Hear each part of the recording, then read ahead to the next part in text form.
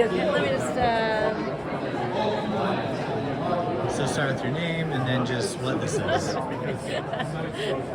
right. Hi, I'm Corina Hughes. I live up in Sandpoint, Idaho, and I am talking here today about why everyone should have their own personal flock of chickens. Each chicken in its lifetime can lay 800 eggs. That's 800 scrambled eggs for breakfast that you didn't have to take a life for. 800 eggs. Chickens are easy to raise. Most places you can have hens, maybe not a rooster, but that's okay. Roosters are optional.